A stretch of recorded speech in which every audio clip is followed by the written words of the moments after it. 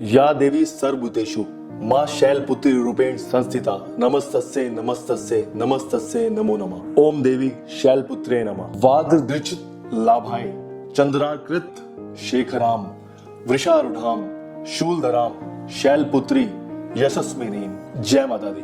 नवरात्रि के पहले दिन हम माँ शैलपुत्री की आराधना करते हैं। शैलपुत्री पर्वतराज हिमालय की पुत्री हैं। शैल का अर्थ है पर्वत और पुत्री यानी बेटी।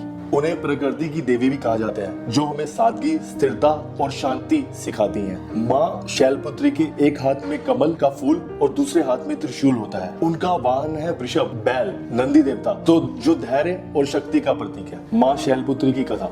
राजा दक्ष एक बहुत ही महान और प्रभावशाली राजा थे। उन्होंने बहुत से यज्ञों का आयोजन किया था, लेकिन उनकी एक बहुत बड़ी समस्या थी। वो भगवान शिव से बहुत नफरत करते थे। वो ये समझते थे कि वो उनकी प्रतिष्ठा के लायक ही नहीं है। परंतु माता सती, जो उनकी पुत्री थी, उनका विवाह भगवान शिव से हुआ था।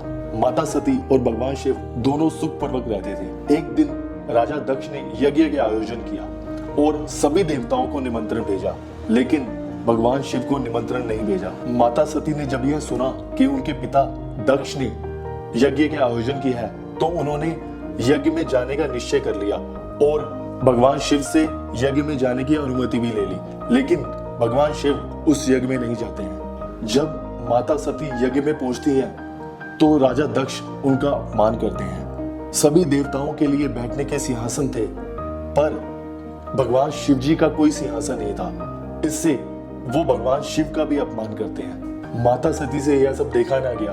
उन्होंने यज्ञ की अग्नि में कूदकर अपने प्राण त्याग दिए। भगवान शिव बहुत दुखी हुए। उनके दुख से प्रकट हुई शक्तियों ने पूरे संसार को हिला दिया।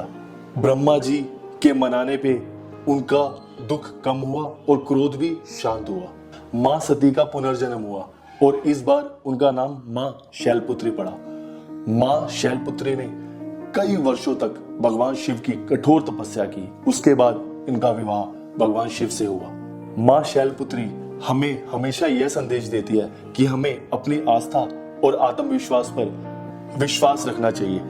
कठिनाइयां आ सकती हैं जीवन में, लेकिन अगर हमारा संकल्प दृढ़ है तो हम किसी भी कठिनाई को पार कर सकते हैं। माँ शैलपुत्री की पूजा करने से हमें धैर्य, शक्ति और आंतरिक शक्ति प्राप्त होती है। इससे हम हर कठिनाइयों से लड़ सकते हैं।